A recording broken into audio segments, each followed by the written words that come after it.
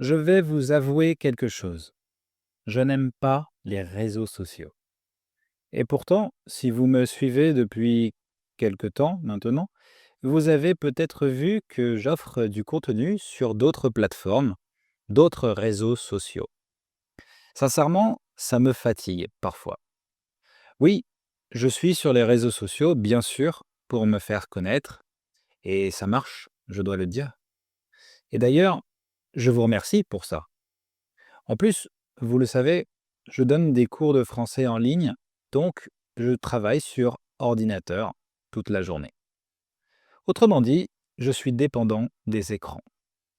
Et pourtant, tout ce que je veux, c'est transmettre le meilleur pour vous qui apprenez le français en classe. Ma vie n'est pas juste d'être sur des écrans, mais de transmettre du contenu de qualité pour que vous avanciez.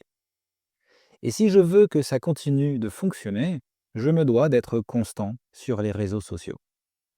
Mais être tout le temps sur les écrans, je sais que c'est vraiment mauvais pour la santé mentale. À certaines périodes, ça a affecté mon sommeil et mon humeur. Je dois l'admettre, il y a eu des moments où j'étais plus souvent sur un écran qu'avec ma famille, et heureusement que mes êtres les plus chers sont là pour me rappeler de ce qui est important dans ma vie. Alors, il faut trouver un équilibre. Ce n'est pas simple, mais c'est nécessaire. Alors j'ai réfléchi, j'ai travaillé sur ça pour être productif et en même temps éviter de tomber dans la dépendance extrême.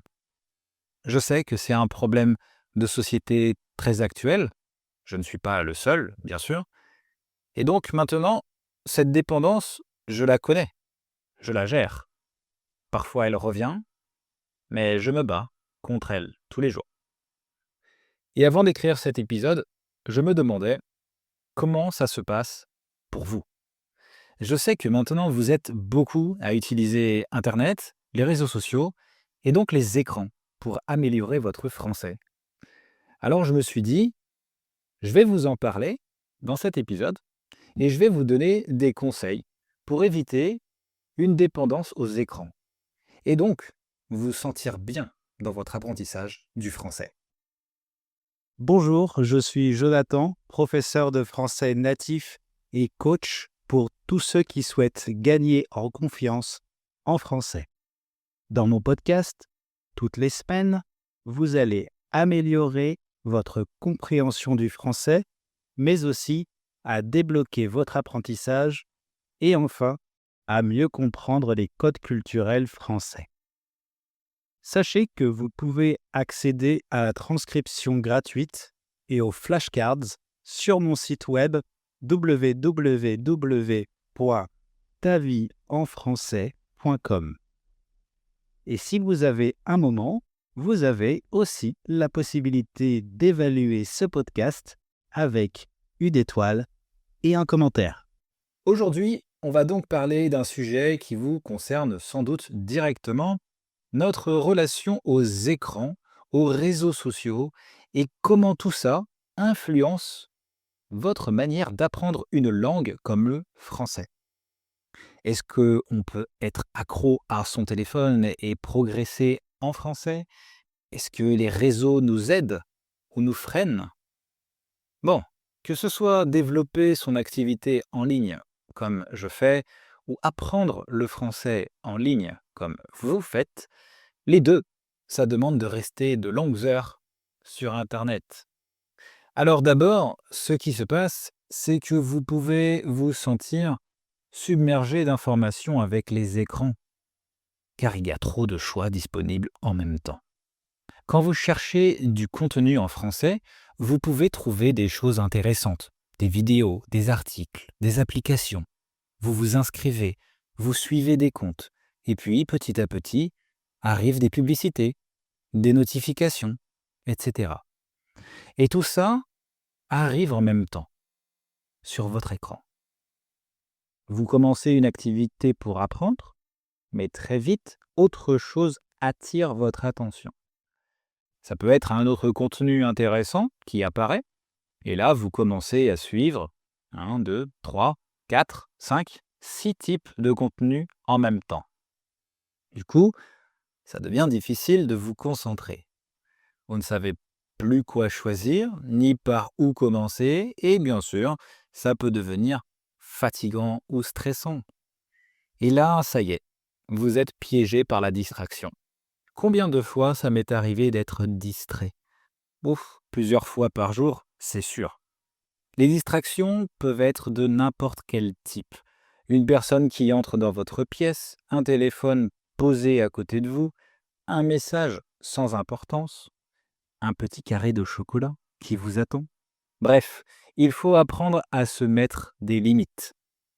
Parce que sinon, ça peut être une grande perte de temps, car vous pouvez passer des heures devant l'écran sans vraiment progresser. Et quand vous vous intéressez à plusieurs contenus à la fois, vous avez l'impression d'apprendre. Mais en fait, vous sautez d'un contenu à un autre sans aller en profondeur. Par exemple, vous regardez une vidéo en français, puis une autre dans une autre langue, puis vous ouvrez une application ou un réseau social sur votre téléphone, et là, vous avez 3 contenus en même temps. Et à la fin, qu'est-ce qui se passe? Vous n'avez presque rien retenu parce que vous n'êtes pas une machine. Le temps passe, mais vous n'avancez pas comme vous le souhaitez. Vous stressez et vous vous frustrez. C'est très classique. Une première chose qui peut vraiment faire la différence pour éviter tout ça, c'est de vous concentrer sur un seul contenu à la fois. Par exemple, si vous regardez une vidéo en français, essayez de la regarder sans passer en même temps d'un onglet à un autre ou sans consulter vos notifications. Vous pouvez utiliser la technique Pomodoro. Vous savez, c'est 25 minutes de concentration totale sur une tâche, puis 5 minutes de pause. Pendant ces 25 minutes, mettez votre téléphone en mode avion, coupez les alertes et fermez toutes les autres fenêtres qui pourraient vous distraire. Ça peut être aussi utile de simplifier votre environnement numérique. Fermez les onglets inutiles, passez en plein écran et éliminez toutes les sources de distraction possibles. Sur votre téléphone, activez le mode ne pas déranger ou utilisez une application. Ne vous inquiétez pas, s'il y a une urgence, vous le saurez. Et puis, avant de commencer à travailler, posez-vous une question toute simple. Qu'est-ce que je veux vraiment apprendre maintenant? Ça vous aidera à définir un objectif clair. Si votre but est de comprendre un épisode de mon podcast, alors concentrez-vous uniquement sur ça. Ne cherchez pas tout de suite à lire des commentaires, à ouvrir un dictionnaire, à lancer une autre vidéo. Faites une chose à la fois, mais faites-la bien. Le vrai progrès vient souvent de l'attention que vous accordez à un contenu, pas de la quantité. Il vaut mieux comprendre profondément une vidéo, un podcast, un article, que de parcourir plusieurs choses à moitié sans rien retenir. Sinon, vous passez combien de temps par jour sur les réseaux sociaux? Parce qu'au niveau qualité de contenu, vous avez vu, c'est difficile de trouver du vrai bon contenu. Malheureusement, il y a beaucoup de contenu dessus qui montre une image rapide et parfois fausse la réalité, souvent trop superficielle. Les vidéos sont très courtes, les messages sont simples ou exagérés pour attirer l'attention. Ce n'est pas toujours du contenu utile ou de qualité. Bon, ça dépend, bien sûr, mais c'est de plus en plus difficile d'en trouver, je remarque. Et donc, il y a beaucoup de contenu très court et vous voyez beaucoup plus de contenu rapide. Alors le rythme d'apprentissage s'accélère et c'est un piège car vous ne contrôlez pas votre rythme à ce moment-là. Et pourtant, quand vous apprenez le français, vous devez apprendre à votre rythme, sans pression. Sur les réseaux sociaux, vous regardez les contenus quand vous voulez, autant de fois que vous voulez. Il n'y a pas d'horaire fixe, pas de rendez-vous, pas de peur de se tromper devant quelqu'un. Vous êtes seul avec votre écran. Et ça peut être très rassurant, non? Ça donne l'impression que tout est plus facile à comprendre. En fait, les réseaux sociaux provoquent des montées d'adrénaline. Mais est-ce que c'est vraiment productif? En fait, vous regardez beaucoup de contenu, mais sans suivre une méthode claire. Il n'y a pas de programme, pas de progression logique. Vous apprenez des mots ici et là, mais vous ne construisez pas forcément de base solide en grammaire, conjugaison ou compréhension. Ça peut donner l'illusion de progresser parfois, alors que vous ne maîtrisez pas vraiment la langue. En plus, malheureusement, parfois, le français utilisé sur les réseaux sociaux n'est pas toujours adapté pour vous. Il y a beaucoup d'abréviations, de l'argot, de langage familier. Si vous n'avez pas besoin de ce type de vocabulaire, ça peut vous créer de la frustration. Vous risquez de ne pas savoir quand les utiliser. Bref, les réseaux sociaux sont conçus pour capter notre attention le plus longtemps possible. Plus vous restez connecté, plus vous regardez du contenu, plus vous voyez de publicité. C'est comme ça que les réseaux sociaux gagnent de l'argent. Pour ça, ils utilisent des algorithmes qui vous montrent des choses qui provoquent des émotions fortes, des images parfaites, des conflits, des polémiques, des messages choquants ou au contraire très drôles ou très mignons. Tout est fait pour que vous ne puissiez pas vous arrêter facilement. Et quand il y a des contenus qu'on aime bien, ce qui se passe en général, c'est qu'on a peur de manquer quelque chose. Vous vous sentez obligé de rester connecté pour ne rien rater. Avec le français, c'est la même chose. Vous voyez le temps passer et vous revoyez les mêmes vidéos, mais vous n'assimilez pas l'information parce que vous ne la pratiquez pas. Alors, c'est un cercle vicieux. Vous cherchez d'autres types de contenus que vous pouvez suivre et ça recommence jusqu'au jour où vous décidez de prendre des cours de français avec un professeur pour enfin parler avec un natif. Mais combien de temps a passé entre le moment où vous avez commencé à apprendre le français sur les réseaux sociaux et le moment où vous avez décidé de pratiquer avec un professeur de français? Même si les réseaux sociaux peuvent avoir des aspects utiles, leur influence négative vient du fait qu'ils ne sont pas faits pour notre bien-être, mais plus pour notre attention.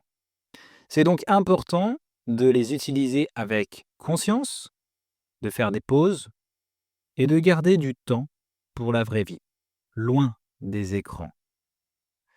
Mais alors, si c'est si négatif, est-ce que c'est possible d'apprendre sans les réseaux sociaux, sans les écrans?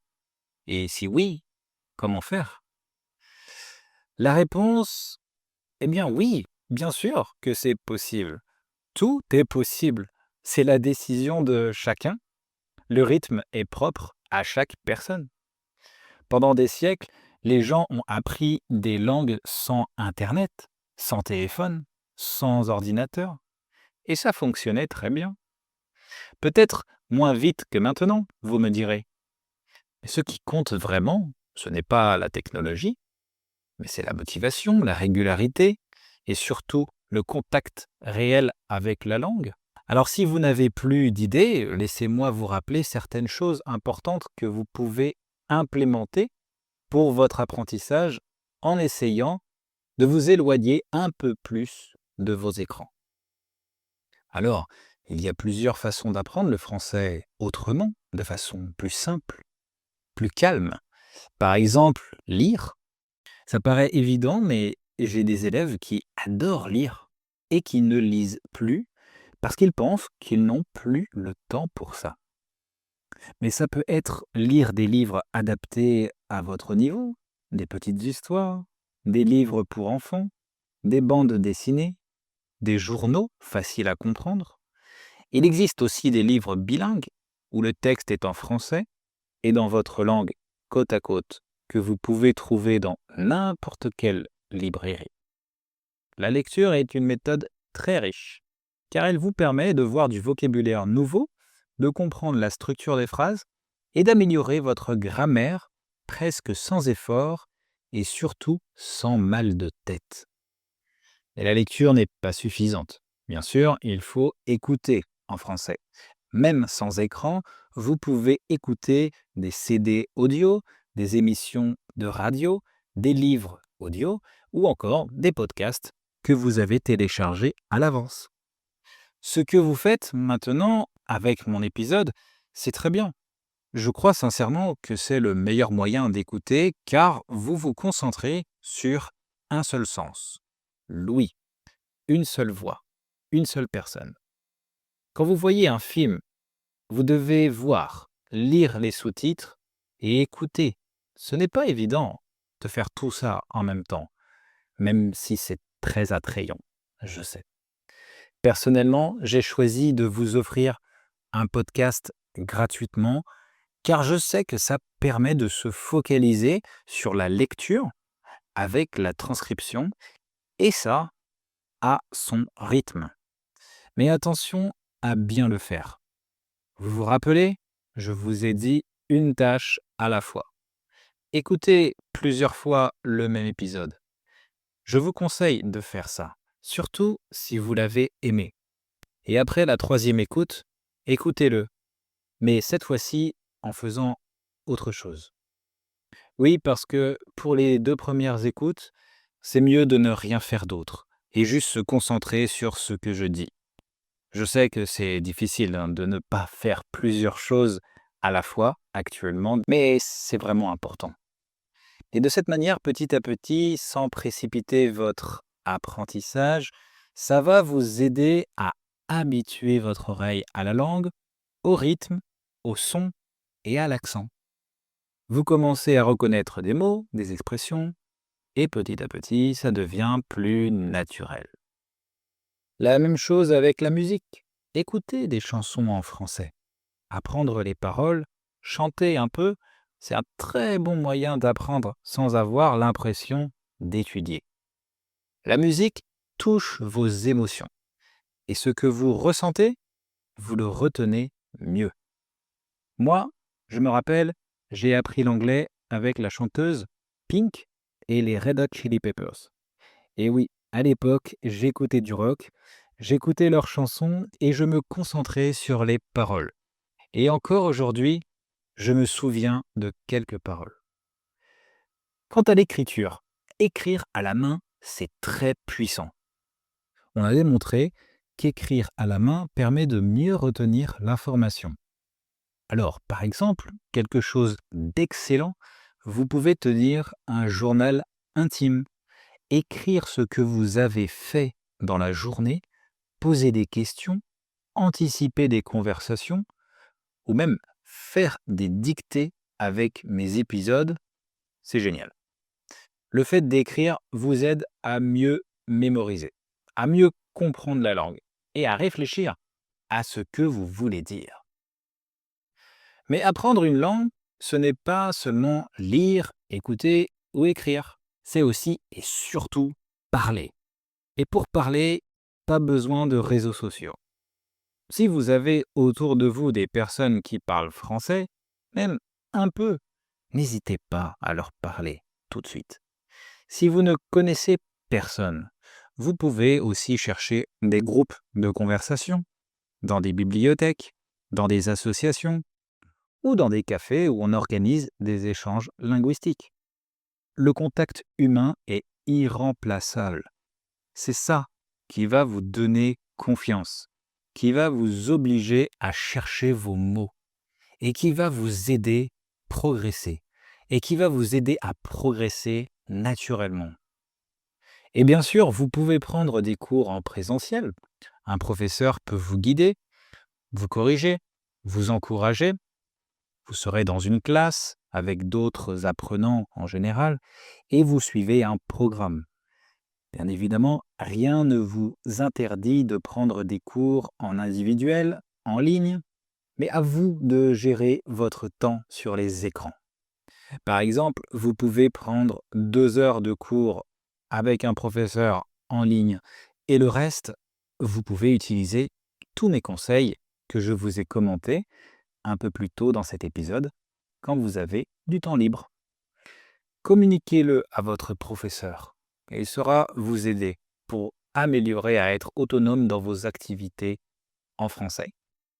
Alors oui, apprendre le français sans réseaux sociaux ni écran, c'est difficile, mais c'est possible de savoir se limiter pour rendre votre apprentissage agréable. C'est aussi une manière de se reconnecter à soi-même, d'apprendre en profondeur et sans distraction. Ce n'est peut-être pas à la mode, mais c'est efficace, c'est humain et c'est durable. Alors, pensez-y. Donc soyez conscient et surtout, n'oubliez pas votre bien-être, c'est plus important que tout. Voilà, on arrive à la fin de cet épisode. J'espère qu'il a été utile et que mes conseils vous donneront encore plus de motivation pour apprendre le français. Si c'est le cas, n'hésitez pas à le partager à d'autres personnes qui en auraient besoin. Merci pour elles. Et puis, sachez que dans mes cours, je vous donne de nombreux conseils d'apprentissage pour que vous soyez plus conscient des choses à améliorer. Je personnalise mes classes pour vous. Donc si vous êtes intéressé, profitez d'un appel gratuit avec moi en cliquant sur le lien dans la bio. Merci encore de m'écouter chaque mercredi, c'est un vrai plaisir pour moi. J'espère que c'est aussi votre cas. Et pour terminer, n'oubliez pas, le français, c'est comme la santé mentale. Pour le comprendre, il faut essayer de parler. À la semaine prochaine les amis. Ciao.